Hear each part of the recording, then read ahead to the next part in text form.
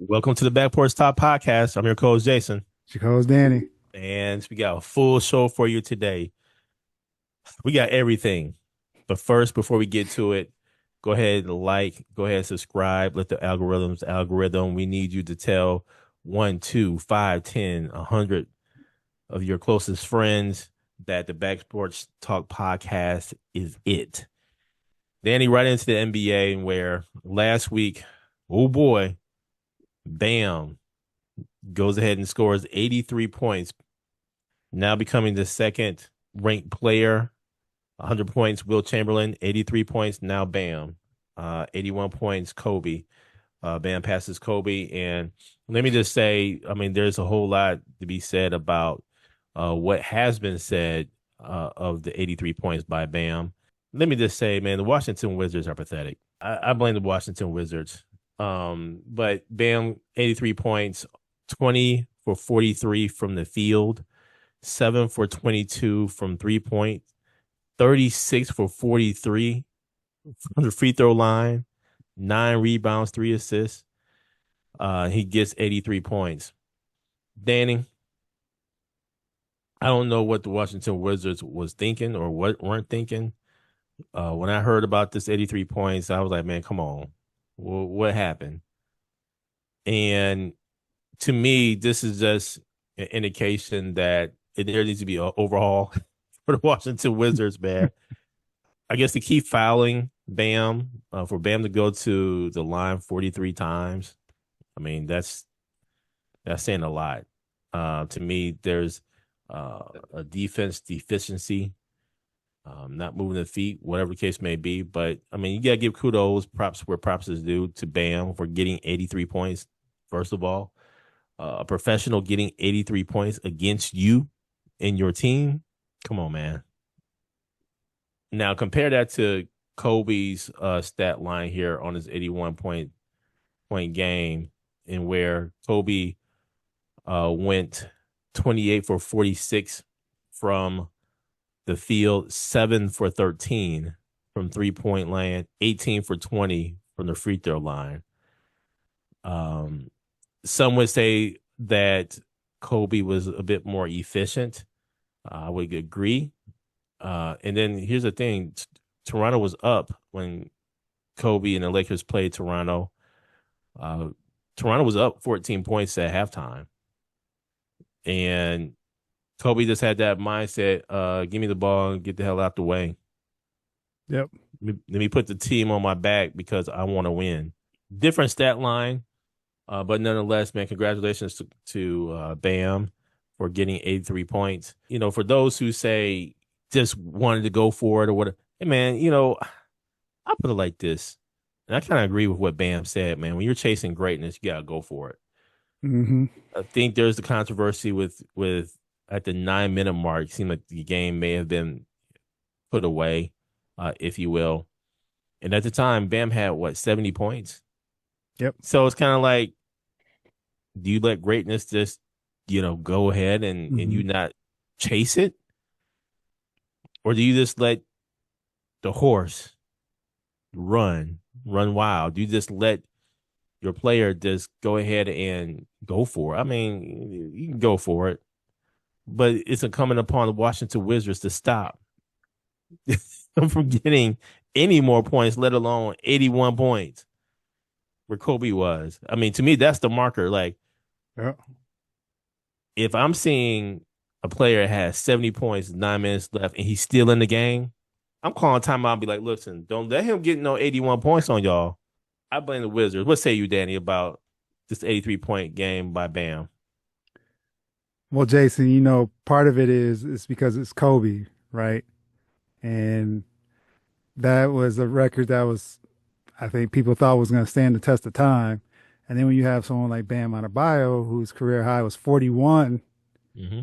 prior to this game, and me being a Laker fan, Kobe fan, it's tough to see Kobe's record, but you got to look at it. Kobe didn't have the record. Wilt has the record. Right. And so that's the other thing people got to put in perspective. And a basketball player, if I'm on one like that and coach is like, go ahead, what are you supposed to do? he had 31 in the first quarter. Come on, man. Like I said, his career high is 41, and he will never probably even sniff 40 again unless he's playing the Wizards. But it was a once in a lifetime opportunity for Bam Adebayo, who's not an offensive player. I think from Eric Spoelstra's perspective, it was like I won't say a thank you, but Bam's been, through thick and thin with Miami. They've been to two Mhm. championships they haven't won. And it was a golden opportunity for him. And Kobe was his idol for something to shoot for if he had the opportunity to do it. I watched that game. I picked up in I think it was like beginning of fourth or 2 minutes into the fourth quarter. Once I knew he had what he had, and the game was sloppy versus Kobe's game. Kobe, they were battling for a playoff spot. Like you said, they were behind, and he was just trying to stay in the game. Where Bam and them had that game totally in hand. But like I said, he was feeling it. How often will you ever get this chance again? Because you never afford it the next day. So I say congratulations to him. Mhm. Kobe's 81 still gonna be there. It's not like it's going anywhere. It's just he's in third now versus second. Congratulations to Bam. And Danny, this one other piece of NBA news, real quickly. Apparently, next week, the owners will be voting on, or the governors will be voting on expansion teams, in particular Las Vegas and also the city of Seattle. And we'll see what happens. But man, you gotta let the city of Seattle back in. You've got to let the city of Seattle back in, man. You kidding me? To me, they should not have even left. Yep. That fan base was amazing. Every time I watched it on TV, watch Seattle Supersonics on TV, man, it was like that dome was rocking. That place was rocking. Mm-hmm. So I automatically say Seattle. That's just to me, that's a sure. And like, what y'all waiting for? Vegas? Vegas is, in my opinion, a little bit different. I think Vegas will be successful because this thing, man, you can add that to the attraction. Mm-hmm. It could be probably even limited seating, add it to as an attraction. And every time you go to Vegas, hey, why don't you just hit up a game? I mean, Mm-hmm. I think Vegas, I wouldn't say it's a shoe in just because of the gambling aspect, but I mean the NBA is open to gambling now, Yep. with some restrictions, obviously. So I can see both cities actually being pulled into as an NBA team. And so if you have Seattle come in, they're going to be on part of the Western Conference. Vegas comes in, they're going to be part of the Western Conference.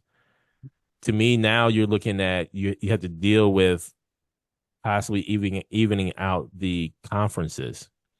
Yep. So I can see a Minnesota, I can see the New Orleans Pelicans, going to the Eastern Conference. But yeah, that's just a piece of news. What say you, Danny, about that? I agree, Jason. Once I saw the story, I thought Seattle definitely would be a team because they have a fan base, right? And Vegas is tricky because I'll call it a commuter fan base. It's going to be Mm-hmm. more people coming in, checking it out versus a local. I'm not sure how many people are actually that live there full time, Mm-hmm. where they would have, season tickets and things like that, where I guess I'll have to see what they say as far as the numbers are concerned. But Seattle's a no brainer. Mm-hmm. Uh, from like you mentioned, from back in the day when we were younger and watching them, and especially, and, like any team, once they're winning, it's rocking. But they usually had a pretty good turnout no matter what. So when they left, that was kind of a shock. Mm-hmm. But for them to be on the docket, that totally makes sense. Vegas, I'm I'm assuming they're going to be the team because, like you mentioned, with the betting now being in the forefront, that that makes sense. But I just don't know what the turnout would be from a ticket Mm-hmm. sales perspective. So Mm-hmm. I guess we'll see because Major League Baseball, they'll have a team there as well. So it'll be starting to build up. It's just a matter of just to see the turnout and what they expect from a dollar's perspective. And I'll say too, the price tag. for both cities is looking to be anywhere from $8 to $12 billion. So we'll see. We'll see on that one. And now, Danny, into a little Formula One, and where this past weekend the Chinese Grand Prix occurred. And man, let me just tell you, this Formula One season has been very interesting. Antonelli, the young 19-year-old phenom for Mercedes, actually wins the Grand Prix, his first Formula One race that he has won. George Russell comes in second. So Mercedes. Sir Lewis Hamilton comes in third. Ferrari, Charles Leclerc coming in fourth, and it was a good battle between the Ferraris on the road there. But let me just tell you, Danny, this Formula One season has been interesting with the new regulations and the new cars and everything, and where just the battle back and forth has been amazing. No longer do you have to worry about the DRS zones, the drag reduction system zones, where typically where cars pass, you're seeing passing in the corners, you're seeing passing on straightaways, you're seeing passing every which way you can think of. And there's a lot of people, a lot of drivers who don't like the new cars, the new regulations. But that's what they're racing in. That's what they have. I mean, what else can you say? I would Hmm. say about seven cars did not finish in this weekend's Grand Prix. And I would say too, there was the sprint race as well. And Sir Lewis Hamilton, let me just say, had a great weekend. Um, he finally podiums for Ferrari. He takes pictures with the other Mercedes drivers. You have Toto Wolff, who says basically Sir Lewis Hamilton is still a Mercedes driver. And Sir Lewis Hamilton also wins an Oscar as a producer of the F1 movie. F1 won for Best Sound. So congratulations to the F1, all those who participated in the movie, and all those who really focused in on the sound quality. So, or sound editing. So, amazing work. But Sir Lewis Hamilton, I think, is finding a footing with this new car. I've seen him in this season be a lot more aggressive, Yep. especially at the start of races. Hmm. Ferraris, just in general, I think Ferrari has figured out, if we're going to get Mercedes, we got to get them at the very beginning of the race. And so it's been some good racing. The cars themselves, the battery charge being have to be charged up and all that stuff. I mean, I'm seeing more of an emphasis on the graphics with the batteries and at a certain percentage and things of that nature.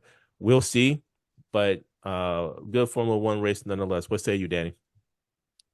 Jason, if fans, if you didn't see the race, the battle between Leclerc and Sir Lewis Hamilton, that Hmm. whole race was Hmm. nuts. Like on the, like you mentioned, Jay, like the corners, and they're just passing each other back and forth. And it was one point George Russell was sitting in fourth, and he was kind of just letting them do their thing, and all of a sudden he just shot past them and ended up, taking second place. So it ended up being similar results from a team perspective, but great race. Max Verstappen actually stopped. He pulled out the race. He did not finish. He was one of the seven you mentioned that did not finish. McLaren didn't even start. They're DNS. So they're off to a rocky start so far this season. But Mercedes and Ferrari, getting a hot start. But Jason, we saw this in these previous seasons too, where these teams take off, like Red Bull has in the past. Hmm. That one year Verstappen went, in the end, but usually someone gets off fast and then another team will pick it up. So we'll see if some other teams start picking it up and battling Ferrari and Hmm. Mercedes.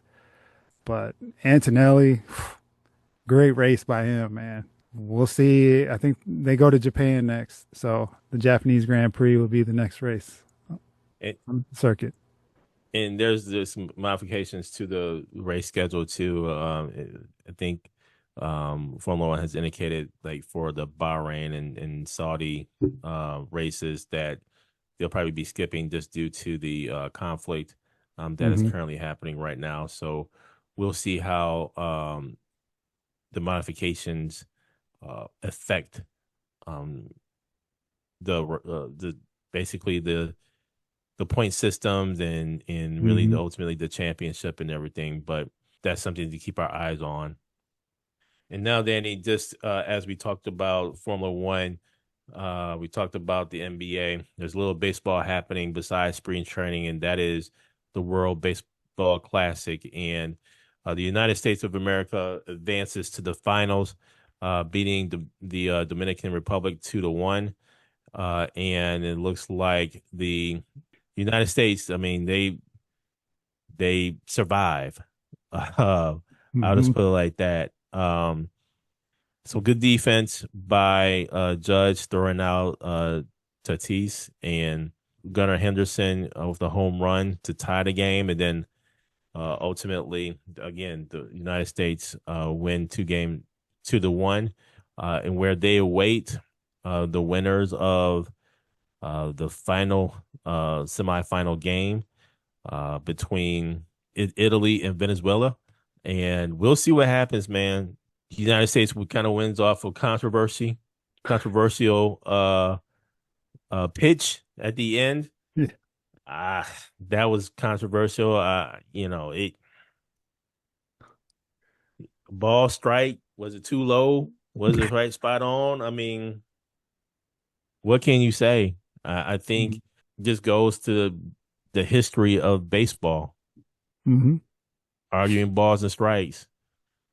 And until they really start to implement and have like that computer system, who's to say? What say you, Danny, about the World Baseball Classic? Yeah, Jay, this game was it was pretty good actually. It felt like a playoff game. Like it was like an October game. It was hype. Both teams had great representation from a crowd perspective.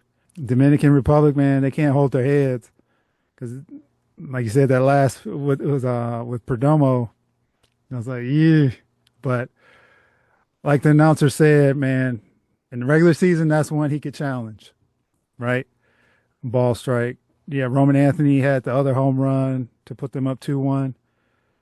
But it was, man, it was just a hype game. It was all the way down to the end, to the wire. Mason Miller closed it out. Dominican Republic did have a couple opportunities where they didn't knock in some runs, so it could have definitely went the other way. But United States wins, and I'm hoping Italy wins so it can be a rematch and see who wins this turn, wins the classic. And now, Danny, into March Madness and where the bracket has been set. The number one teams are Duke, Arizona, Florida, and Michigan. Sounds like it sounded like back in the 1990s, man. I Yes, it did. mean, this is be real. Yeah. I mean, nothing's changed, man. I mean, the only thing that's changed has been the players and NIL. We'll see what happens, Danny. I have to say, first, let me give a huge shout out to my Florida A&M Rattlers that got bounced in the semifinals in the SWAC tournament, and but man, we came a long way.